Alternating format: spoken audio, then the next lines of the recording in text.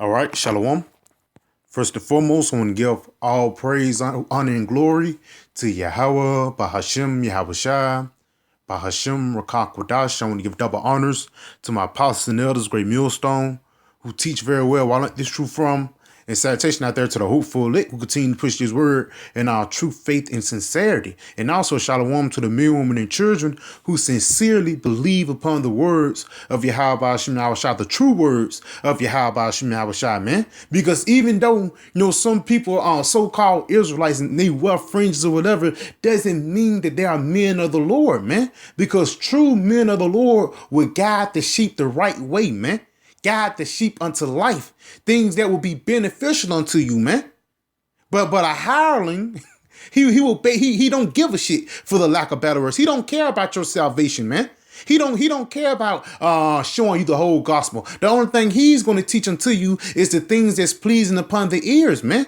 So let's go ahead and get this in Romans 16 and verse 17. It says, "Now I beseech you, brethren, mark them that cause divisions and offenses contrary to the doctrine." So the Lord telling us to mark those men who do things that's contrary to the doctrine. Real quick, let's just look up the word contrary, man. Because, a lot of people say that we got to do a video. It's always, Jim is just doing videos upon something. We doing videos upon you. We're marking you because you're contrary, man.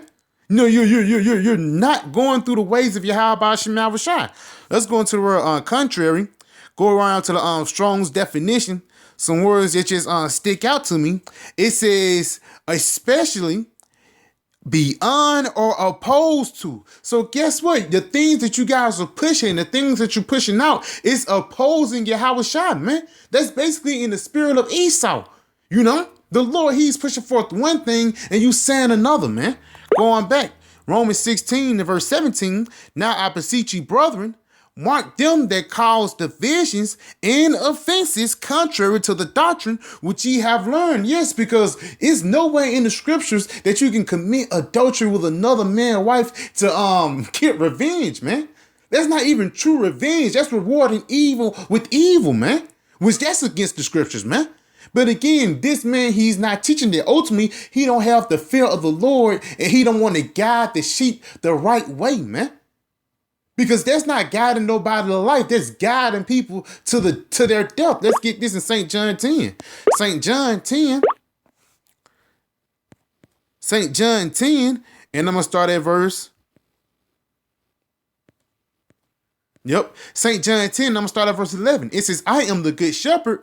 The good shepherd giveth his life for the sheep." Because again, we are the shepherd to the sheep. And basically, we have to tell the sheep what's going on. We have to warn them about the things to come, no matter how it make us look. No matter what we have to go through, we still have to push the word. Just like Yahushua, man. How Yahushua laid his life down for the sheep. We coming in that same stead, man. Read this again. "I am the good shepherd. The good shepherd giveth his life for the sheep. But he that is a hireling and not the shepherd, whose own the sheep are not, seeth the wolf coming." You can see Esau coming down having great wrath, man. You can see the Lord finna get ready to bring magnificent judgment upon the planet Earth, man. But you refuse to warn the people about what's going on, man. You refuse to warn the people about the famine. The thing that you got, the number one thing you got to talk about is committing adultery, man. When all hell is finna break loose very soon, man. Continuing on though. It says that seeth the wolf cometh and leaveth the sheep and fleeth, and the wolf catcheth them and scattereth the sheep. And that's ultimately what you're doing with your whole congregation, man. You're scattering them. You saying John the Baptist not a man of the Lord. You basically leading them unto their death. It says, "Is the blind lead the blind? Both shall go into destruction." If you still following this guy after this statement, man, you deserve to be destroyed, man. Because that's an ignorant statement saying in order to get revenge, you have to commit adultery. That's, that's rewarding evil for evil, and that's against the law, man. Continuing on, though. "The hireling fleeth because he is an hireling and careth not for the sheep." And ultimately, that's why you teach these things, because you don't care for the sheep, man. You don't care about the care of Israel. That's why Apostle Paul said, "I suffer all things for the elect's sake," man. You know what I'm saying? Well, it said again, the brother lay his life down. Instead of lay your life down for a brother, for lack of better words. And you can say live your life, but that's also talking about if a brother needs you, man. Brother call you 3 o'clock in the morning and need some counsel, and you take your time out today to deal with that, man. Them men don't do that, man. The counsel that these, he say, yeah, shoot. Instead of you say, yeah, I got a problem at my job. He telling you, go out there and read Deuteronomy 28, and you're going to get that's not a wise counsel, man. And that's what GMS brings. GMS brings a wise counsel, man. A part of the wise counsel that we bring unto you is what? Warning you. Because a wise man will hearken unto the warning. Let's get a precept to back that up. Ezekiel, the 3rd chapter, let's jump down to the 17th verse. And it reads, it says, Son of man, I have made thee a watchman unto the house of Israel. And once you watch for something, you protecting something, man. You looking out for the danger so you can protect those precious jewels, man. Read this again. Son of man, I have made thee a watchman unto the house of Israel. Therefore, hear the word at my mouth and give them warning from me. And that's what we're doing, man. We're trying to, like Apostle Paul said, we're trying to be chaste virgins before Yahweh shall come, man. But you're not being a chaste virgin committing adultery, man.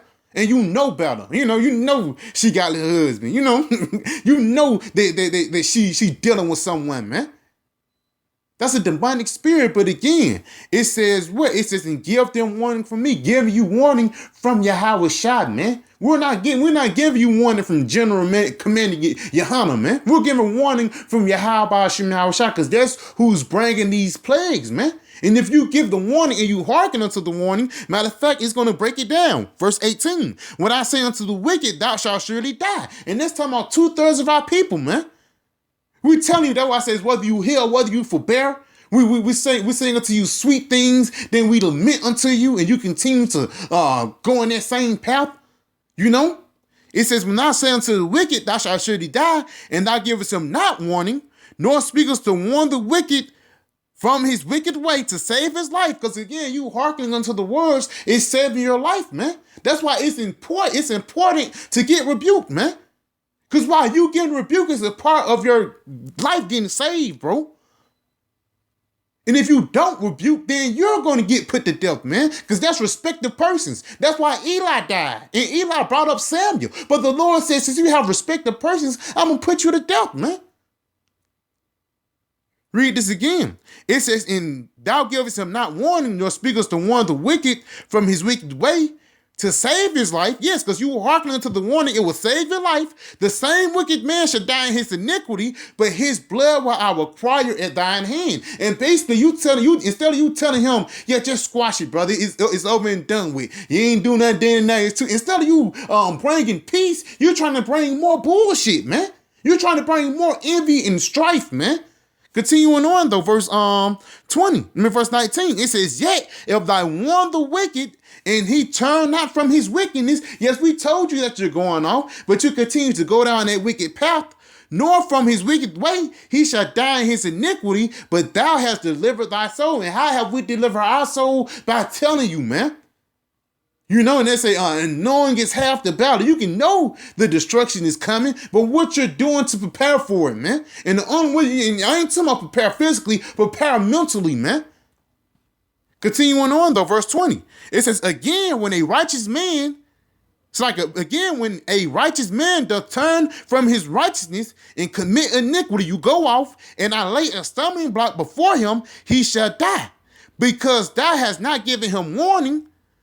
But it's like because thou hast not given him warning, he shall die in his hand, and his righteousness, which he have done, shall not be remembered, but his blood will I require at thine hand. And that's basically, you doing the work, and you working for Yahweh Shai. But if you turn back, if you go back into the world, or if you teach something contrary unto him, the Lord, he's going to kill you. And he's not going to remember none of your works, man. Like if you take a break, the Lord, he's not going to remember none of your works. Or you change the doctrine, he's not going to remember none of your good works, man.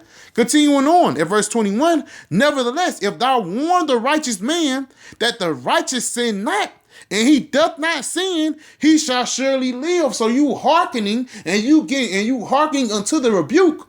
Ultimately, you're going to live, man. You know, it says he shall surely live because he is warned. Also, thou hast delivered thy soul. So both of us is going to get saved for hearkening, man. The teachers are going to get saved for teaching, and the believers are going to get saved for hearing, man. Blessed for your eyes for they see, and your ears for they hear, man. You know, let's go ahead and get this in the book of 2 Timothy. So like in 1 Timothy. 1 Timothy 4.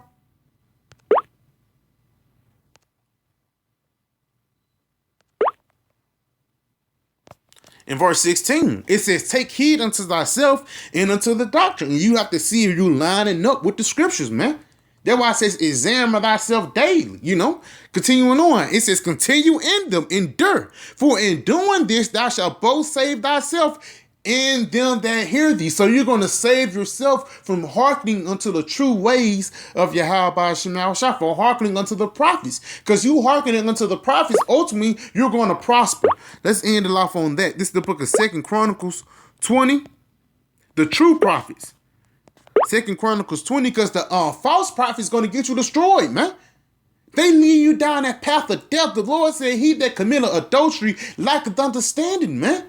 But these men supposed to be of men of knowledge. But you lacking understanding committing adultery. Let's get this in 2 Chronicles 20 and verse 20. It says, and they arose in the morning and went forth into the wilderness of Tekoa. And also, it's like, and as they went forth, Jehoshaphat stood and said, hear me, O Judah, and ye inhabitants of Jerusalem, believe in the Lord your power, so shall ye be established. Believe his prophets, so shall ye prosper. So you believing upon the prophets of Yahweh Shema Shah, ultimately you're going to prosper, man. You believing upon the good report is going to save your life, man. You know? In the report, like I said, the report have bitterness in it. That's why John the Patmos, he said, I ate the roll and it was sweet in my mouth, bitter in my belly, man. All hell is finna break loose, man. You know? We finna lose a lot of things, but it's sweet though at the same time, because we know we're going to gain the whole world, man. We're going to gain the whole world, man, but these men are not teaching it. These men want you to stay in this world. This man wants you to stay in this realm, man. Or we looking at the realm ahead. You know, we're not worried about what Chris Tucker do or whatever, man. We're not worried about that situation. The only thing that we're worried about is prophecy and the elect, man. So I want to say, call Halayim La Yahweh, by Hashem Yahweh Shah, by Hashem Rakakwadash, Shalom DTA, in the Bible.